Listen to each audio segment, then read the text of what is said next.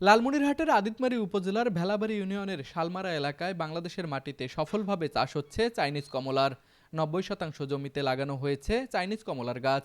মাত্র ৩ বছরের ব্যবধানে এই কমলা বাগান থেকে বাম্পার ফলন পেয়েছেন দুবাই প্রবাসী উদ্যোক্তা।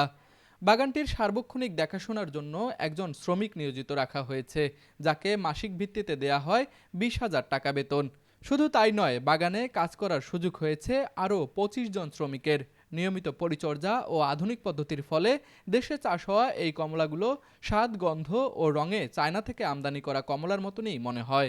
আমরা লালমনিরহাটে কমলার বাগান দেখলাম এবং আমরা এখানে এসে কমলার বাগান দেখে আসলে আমরা অনেকটা খুশি যে লালমনিরহাটে বসে নিজ হাতে কমলা ছিঁড়ে আমরা খেতে পারছি এবং একটা সুন্দর বাগান হয়েছে। আমরা এখানে আরো দেখলাম যে আসলে অনেকেই কাজ করতেছে। এটা আমার কাছে মনে হচ্ছে যে এটা একটা কৃষিতে নতুন বিপ্লব আনবে এবং আমাদের এই লালমনিরহাটের যুবকরা এই কৃষি ক্ষেত্রে হয়তো আরো আগ্রহী হবে। চলতি মৌসুমে ইতিমধ্যে বাগান থেকে ৩.৫ লক্ষ টাকার কমলা বিক্রি করা হয়েছে।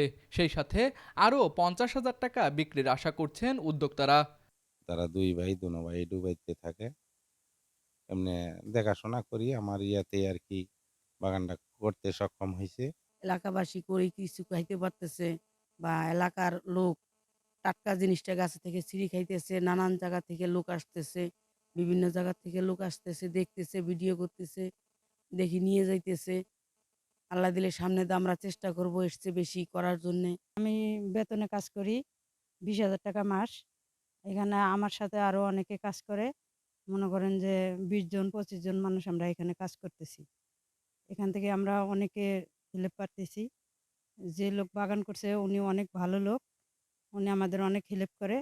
আমরা অনেক এখান থেকে সুস্থভাবে আমরা কাজ করে খাইতেছি। যেখানে বিদেশ থেকে আমদানি করা কমলা দেশের বাজারে কেজি প্রতি প্রায় ৪০০ টাকায় বিক্রি হচ্ছে, সেখানে এই চাইনিজ কমলা স্থানীয় বাজারে বিক্রি হচ্ছে মাত্র ১৫০ টাকায়। রাসায়নিক মুক্ত এই কমলাগুলো কোনো প্রকার সংরক্ষণ ছাড়াই বাজারজাত হওয়ার কারণে ক্রেতাদের মধ্যে রয়েছে ব্যাপক চাহিদা। লালমনিরহাট প্রতিনিধি খায়রুল ইসলামের পাঠানো তথ্য ও চিত্রে ডেস্ক রিপোর্ট, RCTV।